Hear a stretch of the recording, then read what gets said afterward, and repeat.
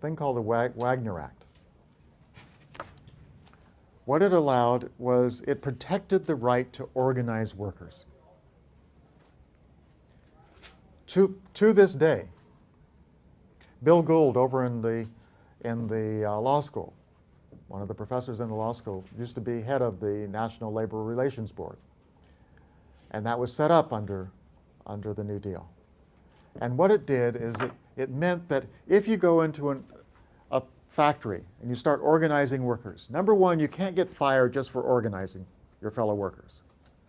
Number two, when you think you are ready to form a union, the workers at the plant can vote. And if a majority support the union is formed. And that vote is supervised by the National Labor Relations Board, not by the company.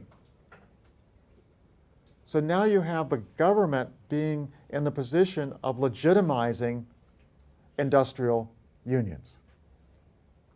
So all you had to do as an organizer is to get a majority of the workers in the place where you were working to join the union or agree to join the union. Then the government could come in, have this election, and if the workers select the union, then you've got a union.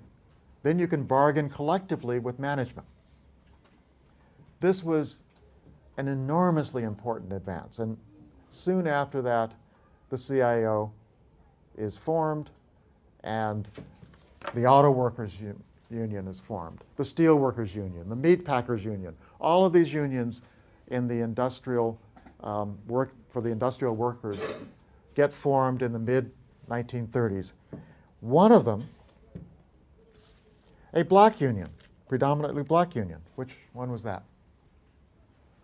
Yes? Brotherhood of Sleeping Car Porters. A. Philip Randolph had been trying to organize black railroad workers on the Pullman Porters since the 1920s without great success, because what would happen as soon as the Pullman car company found out that someone was trying to organize a union, they would get fired. That makes it very difficult to organize a union.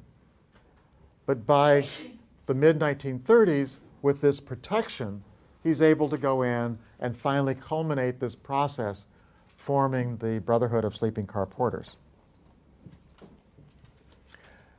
Now, just a few words about Mary McLeod Bethune. I could do a lecture on her. I mean, she's an enormously important individual, someone very complex, because many of the young black radical activists kind of saw her as a spokesperson for Roosevelt and someone kind of in Roosevelt's corner, someone who's kind of sell the New Deal to the black community. But we know now from her writings and from many of the things that she was a very complex individual. She was someone who pushed Roosevelt, and particularly through her relationship with Eleanor Roosevelt, was able to get the Roosevelt administration to do far more than Roosevelt would have wanted to do. Because Roosevelt didn't want to draw attention to the race issue.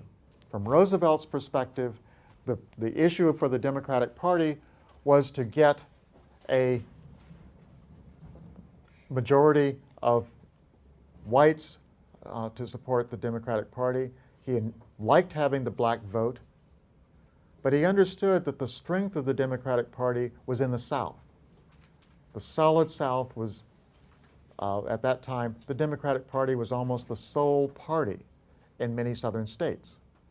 Black people didn't vote there because they were not allowed to vote. So what would happen if civil rights became the central issue of Roosevelt's New Deal? He would lose the support of the South. So he was willing to do things that did not draw a lot of attention to them. So he was willing to say that the New Deal program should be fairly administered throughout the nation. Okay, everybody should support that. But he was not willing to say, we will support anti-lynching legislation, because that would be seen as giving in to the NAACP, and that would hurt him in the white South. Well, Mary McLeod Bethune understood that limitation. She was able to go to Roosevelt, try to convince him to do what he could. Sometimes he would do symbolic things like through appointments, black faces in high places, sometimes gets the point across that here's a new administration willing to do something for black people. Now that strategy has been used to the present.